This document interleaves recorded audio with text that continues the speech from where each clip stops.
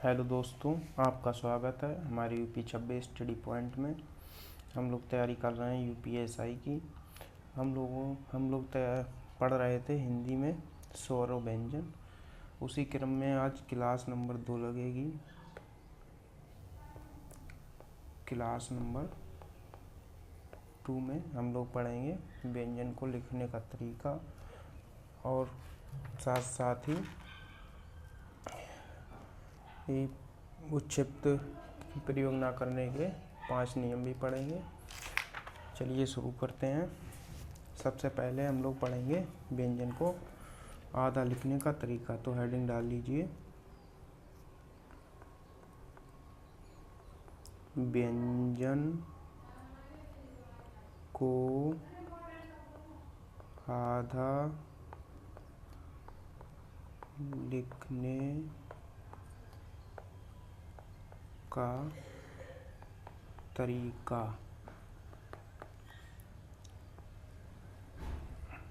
हम व्यंजन को आधा लिखने का तरीका जानेंगे, कैसे व्यंजन लिखे जाते हैं। ठीक है।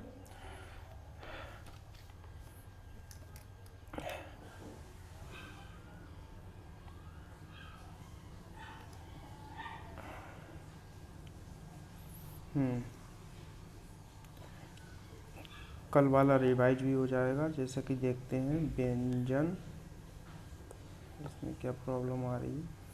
जैसे व्यंजनों की कुल संख्या कितनी थी आप लोगों को पता होगा। कल हमने बताया था व्यंजनों की कुल संख्या वो थी 33। ठीक है। 33 में अब अपने लोग विभाजित कर लेते हैं कि व्यंजनों को किस प्रकार आधा लिखते हैं। जैसे कि 2 + 9 + 22। ठीक है। ये टोटल मिला के हो गए 22।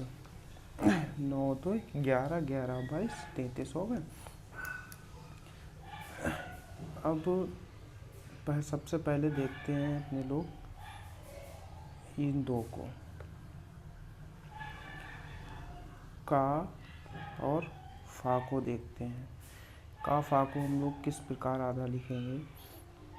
जैसे कि अपने लोग लिखते हैं कुछ इस प्रकार से का फा को लिखा जाएगा। ठीक है। इसी प्रकार 9 जो हैं उसमें लिखिए जो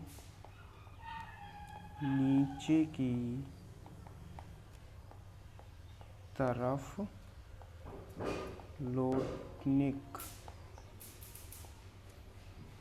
लोटनिक या कह सकते हैं घुमावदार, लोटनिक या घुमावदार हो। जो नीचे से लोटनिक या घुमावदार हो उन्हें हम कुछ इस प्रकार लिखेंगे, और जो लोटनिक किस प्रकार से होते हैं वो आइए जान लेते हैं। जैसे कि नीचे जो घूमे हुए हैं उन्हें किस प्रकार लिखेंगे। ठीक है। जैसे ये छा हो गया, टा हो गया, ठा हो गया, डा हो गया, ढा हो गया, दा, रा और हा। जो नीचे लोटने होते हैं, जैसे ये दा है, नीचे लोटने हुआ आके ऐसे कुछ इस प्रकार से। ठीक है। और रा है, कुछ इस प्रकार से लोटने हुआ नीचे ऐसे। ठीक है। और हा है, कुछ इस प्रकार से हुआ नीचे आके। ठीक है। टा है, कुछ इस प्रकार से हुआ। ये 9 वर्ण हैं जो लिखे जाते हैं। इन्हें किस प्रकार से अपने लोग आधा लिखते हैं। इन्हें हलंत लगाकर। कैसे? हलंत लगाकर इन्हें आधा लिखते हैं इस प्रकार से। हलंत, टा में हलंत, ठा में हलंत, डा में हलंत, डा में हलंत। ठीक है। रा में हलंत, हा में हलन।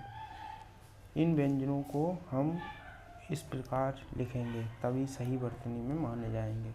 इसी प्रकार आ जाते हैं 22। जो ये 22 हैं, इसमें जिनमें कह सकते हैं जो खड़ी पाई को पार नहीं करते हैं, लिख लीजिए, जो खड़ी पाई को पार नहीं करते हैं। खड़ी पाई का मतलब क्या है, आइए जान लेते हैं। जैसे खा, गा, खड़ी पाई ये है गा, जैसे गा है, खा है, ये खड़ी पाई है, ठीक है। और घा, इसमें भी खड़ी पाई आई। चा, अच्छा, वा, ता, था, दा, धा, ना, पा, वा, भा, मा, या, ला, वा, शा, शा, छोटा शा और आना। ये हैं सब खड़ाई पाई वाले व्यंजन।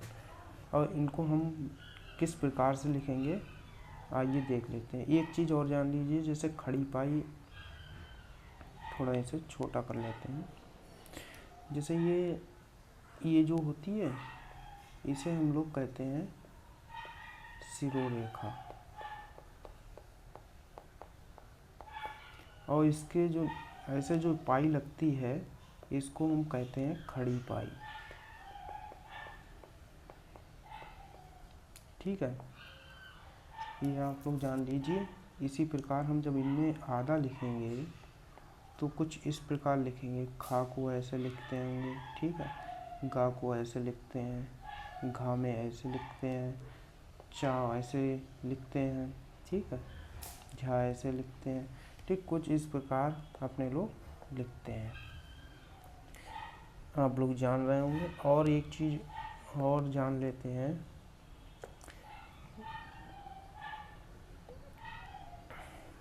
एक चीज़ और जान लेते हैं। नोट डाल लीजिए पहले। नोट में क्या होगा, जो स्वर अपने होते हैं, जो स्वर होते हैं उनको कभी आधा नहीं लिख सकते हैं। स्वर को आधा नहीं लिखा जा सकता है, ये नोट कर लेंगे। व्यंजन को हम आधा लिख सकते हैं मगर स्वर को कभी भी आधा नहीं लिख सकते हैं, ठीक है। इसी क्रम में आगे बढ़ते हैं थोड़ा।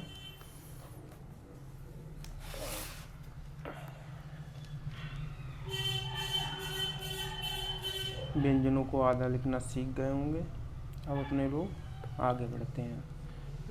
अब हेडिंग डालिए, बिंदु लगाने का तरीका, ठीक है। अच्छा, बिंदु कौन कौन सी होती हैं वो भी देख लेते हैं। देखो, ये तो हो गई अपनी शिरोरेखा, ठीक है। ये अपना हो गया खड़ी पाई, इसको खड़ी पाई कहते हैं, ठीक है। अब जो बिंदु लगती हैं, एक ये लगती है अंग वाली, ठीक है। ये नुक्ता वाली हो गई, ठीक है।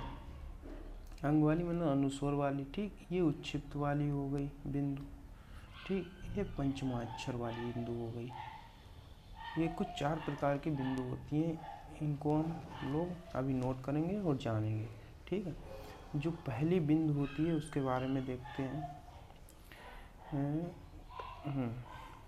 जो पहली बिंदु है, जैसे ये लगती है यहाँ पे, कौन सी ये होती है, पंचमाक्षर वाली,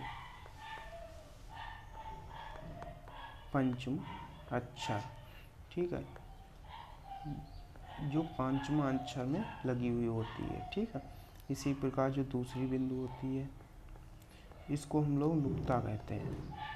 नुक्ता कहाँ प्रयोग होता है? नुक्ता कहाँ कहाँ, जैसे का में यहाँ पे लग गई, खा में जो आगे बिंदु लग गई, गा में आगे बिंदु लग गई, जा में और फा में, ठीक है। इनको हम लोग, ये जो हैं इनको हम लोग अरबी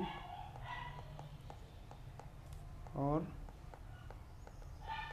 फारसी के शब्द हैं ये, अरबी और फारसी के शब्द हैं ये, और ये अरबी और फारसी के शब्द में ही नुक्ता का प्रयोग होता है, ठीक है। इसी प्रकार तीसरा जो है वो है अनुस्वर।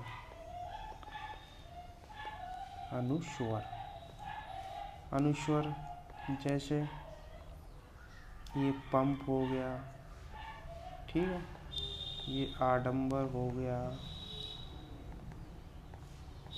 ठीक है, हलंत हो गया,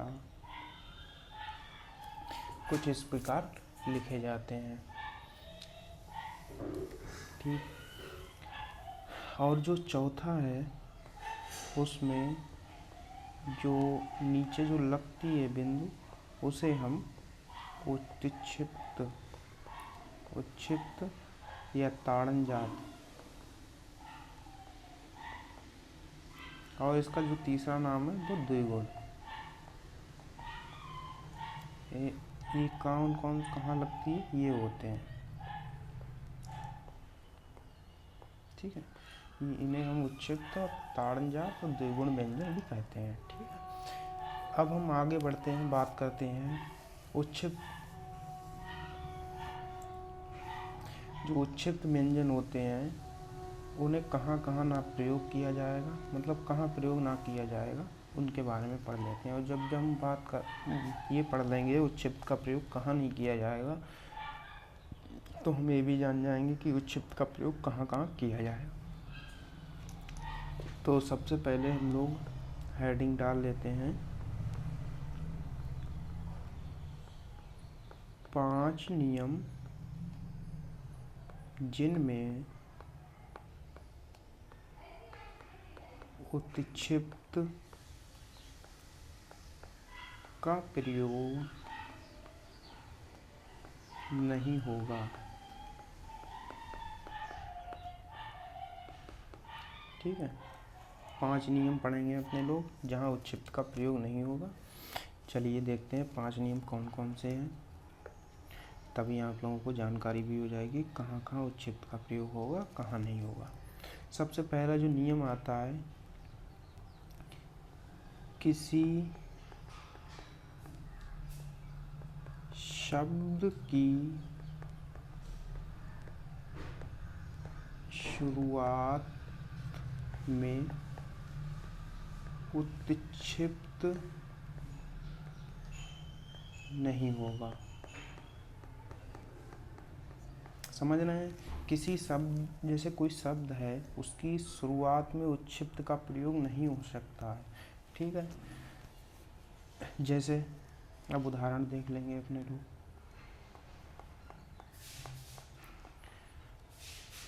उदाहरण क्या है, जैसे डमरू। ये डमरू जो है, जो शब्द आया है, जैसे ड आया है, डा में जो उत्क्षिप्त या ताड़नजात या द्विगुण व्यंजन वाला जो बिंदु होता है वो कहाँ लगता है, यहाँ पे लगता है, मगर शुरुआत में उत्क्षिप्त का प्रयोग नहीं होगा, इसलिए हम लोग यहाँ पे प्रयोग नहीं करते हैं, ठीक है। इसी प्रकार ढोलक हो गया, ठीक है, या कह सकते हैं ढक्कन, ठीक है। इस शुरुआत में उत्क्षिप्त का प्रयोग नहीं होगा, ठीक है, जान रहे होंगे आप लोग। अब जो अपने लोग पढ़ते हैं दूसरा नियम जिसमें प्रयोग नहीं होगा। देखिए, अंग्रेजी के शब्दों में नहीं होगा। जो अंग्रेजी के शब्द होते हैं उनमें प्रयोग नहीं होगा। अंग्रेजी के शब्द कौन कौन से होते हैं या कैसे लिखे जाते हैं? जैसे अंग्रेजी में अपने लोग रोड बोलते हैं, तो उसे रोड हिंदी में जब बोलेंगे तो वहाँ पे उच्छिप्त का प्रयोग नहीं होगा। वो भी देख लेते हैं। जैसे इंग्लिश में रोड बोला जाता है तो हिंदी में हम लोग लिखेंगे रोड इस प्रकार, ठीक है। तो यहाँ पे उच्छिप्त का प्रयोग नहीं होगा, ठीक। जैसे बोर्ड है, बोर्ड में उच्छिप्त का प्रयोग नहीं होगा, इसलिए यहाँ पे हम उच्छिप्त का प्रयोग नहीं करते हैं, ठीक है। आगे और एग्जाम्पल देख लेते हैं। जैसे ग्राउंड हो गया, ठीक है। जैसे रिकॉर्ड हो गया, ठीक। कुछ इस प्रकार के जो शब्द अंग्रेजी के आते हैं जिसमें डा जो होता है उसमें उच्छिप्त का प्रयोग नहीं करते हैं, ठीक है। अब नंबर बात करते हैं नंबर 3। नंबर 3 क्या है? द्वित्व व्यंजनों में नहीं होगा। द्वित्व व्यंजन में नहीं होगा। द्वित्व व्यंजन क्या होता है वो भी देख लेते हैं। इसको थोड़ा ऊपर स्क्रॉल करेंगे।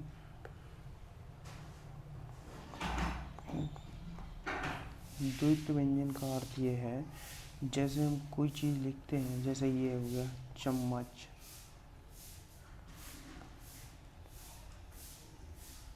ये जो दो अक्षर आए हुए हैं इन्हें हम द्वित्व व्यंजन कहते हैं। या जैसे कह सकते हैं एक जैसे शब्द आए उन्हें द्वित्व व्यंजन कहते हैं।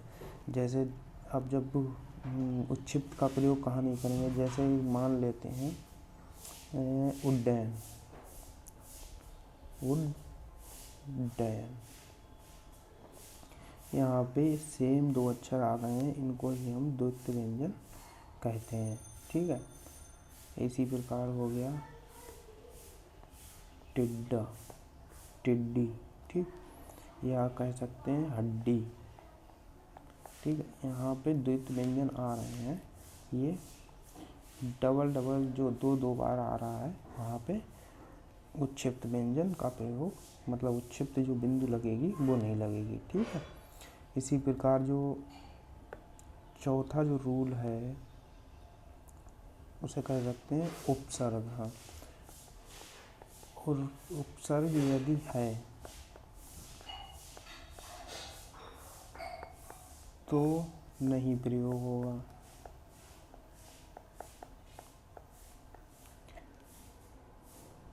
ठीक। अगर किसी शब्द में उपसर्ग है तो वहाँ पे प्रयोग नहीं होगा, ठीक है। वो भी देख लेते हैं। उपसर्ग का मतलब, जैसे जो शब्द के शुरुआत में उपसर्ग लग के कोई शब्द बनता है तो उसको सबसे उपसर्ग कहते हैं। जैसे नीडर, ठीक है। इसमें क्या है? उपसर्ग नी, ठीक है।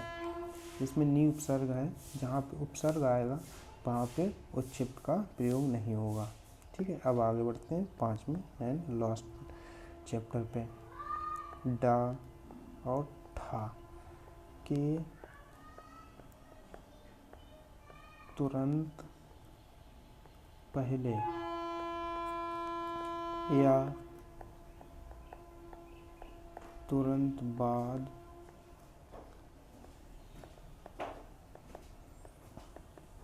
अनुस्वर हो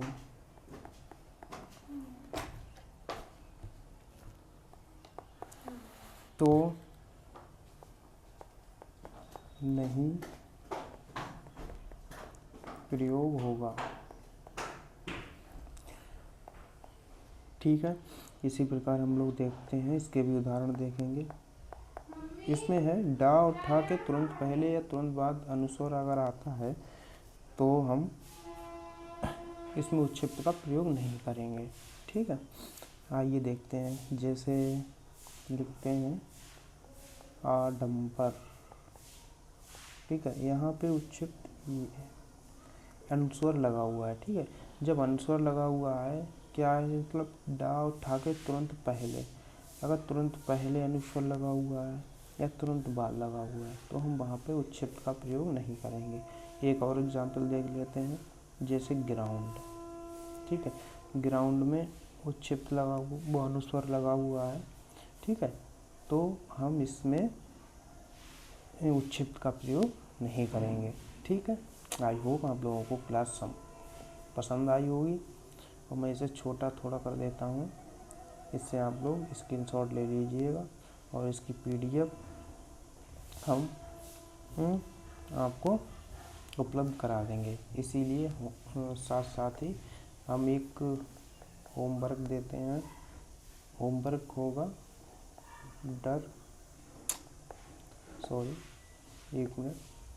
होमवर्क हम लोग देते हैं, इसमें होगा डरपोक। इसमें आप लोग बताएंगे कि उत्क्षिप्त का प्रयोग होगा या नहीं होगा। ठीक है, उत्क्षिप्त का प्रयोग होगा या नहीं होगा, इसमें आप लोगों को बताना है और कमेंट बॉक्स में सेंड करना है। ठीक है, अगर आप लोगों को वीडियो पसंद आई है तो वीडियो को लाइक करें और चैनल को सब्सक्राइब करें और PSI की हिंदी पढ़ने के लिए हमारे साथ जुड़ जाएं। धन्यवाद, जय हिंद।